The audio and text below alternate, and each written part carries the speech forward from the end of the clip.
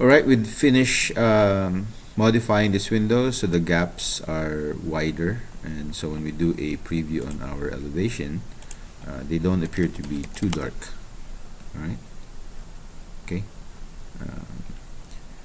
Make sure that you also, I think I did this, I didn't do this live. There's a column here, and so make sure that you project that there's two lines here, okay, for the column, for the front porch.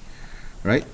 Next thing we're going to do is we're going to do some shading on the windows to indicate there's a glass, and so we're going to do a hatch.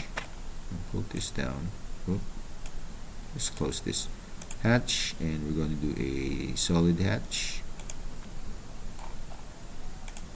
and then we're just going to put a solid hatch on the window.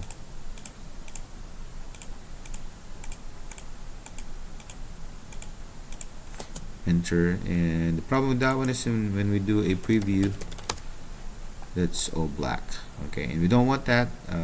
We only want it to be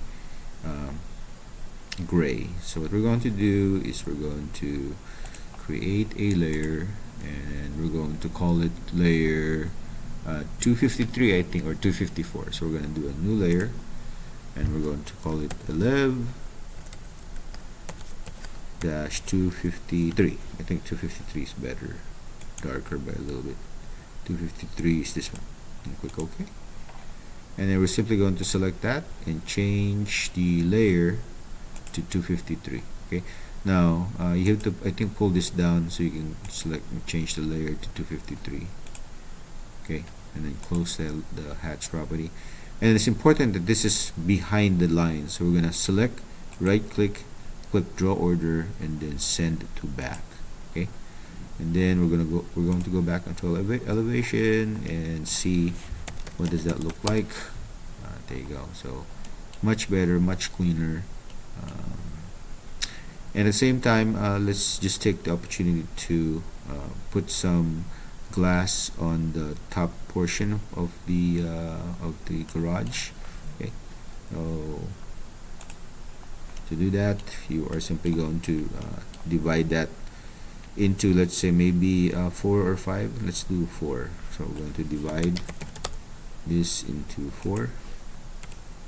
Okay, and then we're going to do a line at the, let me turn on my OSNAP node so that we can draw a line from the node going up here, escape, line from the node going up, escape, going line from the node going up.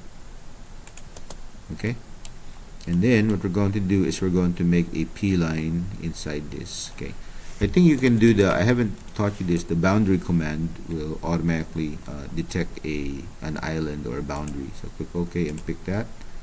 Okay, and then pick the next one, the next one, the next one, enter. And what it did was it created a rectangle or a P line around that one. You can just offset now that one to, let's say, 2 inches. So select this and pick that, select this, pick that, select this and pick that. Alright, so that's the boundary command. Now we're going to copy all of this here, so we're going to just do a copy and then copy this downwards. Okay, now we don't need the rectangles that were created, so we're going to erase this one, that one.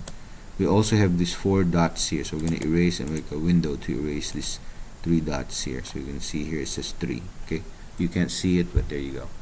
And then what we're going to do, oh, we don't need these lines also.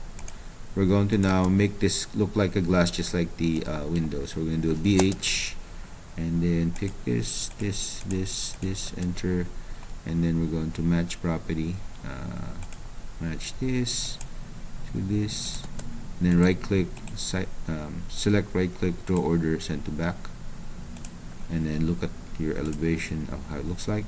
We'll do a preview. Okay, yeah, there you go. So that means that there's a glass here and there's a glass there.